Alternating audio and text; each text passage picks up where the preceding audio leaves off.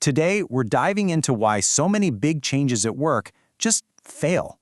You've probably been there, right? A new strategy gets announced, a new system is rolled out, and you can almost immediately feel this sense of doom.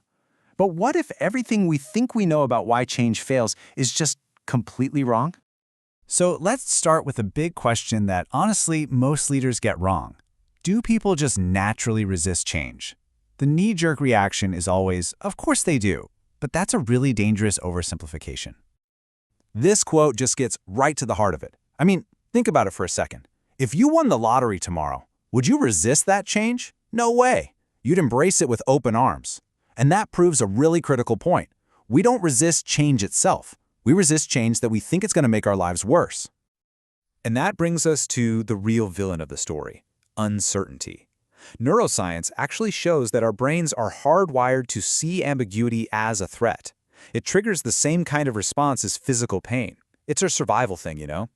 So what we call resistance is often just our brain's natural protective reaction to feeling threatened. This all leads to a huge paradox.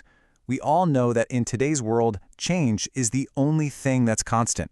Businesses have to adapt just to stay alive. So if people aren't the problem by nature, why is it so incredibly hard to get change right? Okay, now these numbers, wow, they really paint a picture. Back in 2016, you had more than 3/4 of employees on board with organizational change. Fast forward to 2022, and that number has plummeted to less than half. And this is happening at a time when the amount of change being thrown at employees has gone through the roof. We're asking them to do more and more, and they're supporting it less and less. That's a serious crisis of confidence. And here's the real kicker. When these big projects fall apart, it's almost never because the software had a bug or the logistics were off. Nope. According to research from places like Harvard, they fail because of the human element. It's not about the technical skills, it's the people skills. That's the weak link in the chain, time and time again. This brings us to the first major cause of failure, what we can call the strategy gap. This is where change initiatives are basically set up to fail before they even get off the ground, right there in the planning and communication phase. You know, real change management isn't about fancy charts and project deadlines. That's just project management. This is about people. As David Shore from Harvard puts it, it's like the connective tissue that bridges the gap between a brilliant idea on paper and making it happen in the real world. At the end of the day, if you can't lead people, you can't change a thing. And this is exactly where leaders stumble. They come up with these rigid plans that can't possibly adapt. Or they make one big announcement and then go silent, thinking their job is done. Sometimes they'll roll out something that goes completely against the company culture. Or they just demand way too much, way too fast, and everyone burns out. All these mistakes create this toxic environment of confusion and mistrust before a single employee even gets a chance to resist.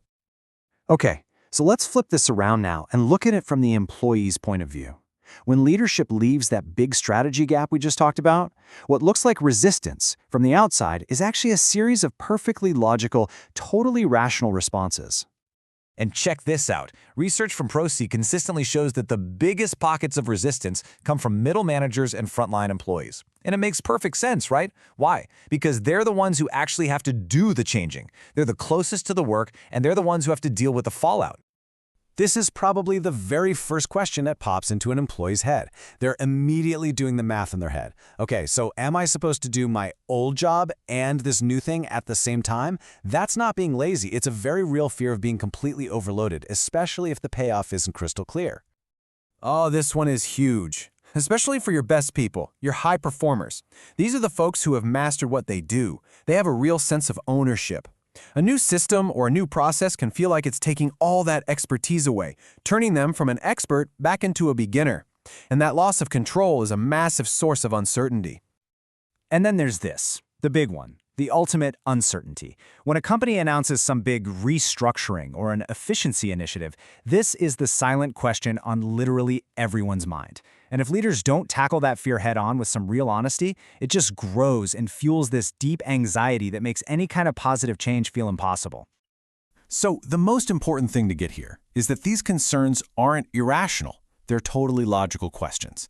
I mean, when you feel like you're left out of the loop, when you don't trust the people in charge, when you're scared of losing your job, and you can't see any reward for all the extra stress, Resisting is the most sensible thing in the world to do. So, how do we fix this? How can we flip the script? Well, the goal has to be a total shift in mindset. We need to stop trying to push change on people and start working to reduce the uncertainty that's holding them back. I absolutely love this quote because it's just so real and practical. The answer isn't to just push harder or move faster. It's about accepting that change is disruptive. The leader's job is to manage the pace of that disruption with some empathy, to make it all feel, well, tolerable. So what does a better approach actually look like? It really boils down to three things.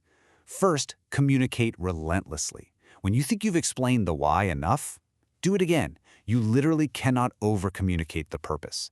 Second, you have to address the fears directly. Don't hide from the tough questions. Acknowledge them. Be as honest as you can be. Transparency is the single best way to build trust. And finally, celebrate the small wins. Big change is a marathon, not a sprint. Making progress visible builds momentum and proves to everybody that all their hard work is actually paying off.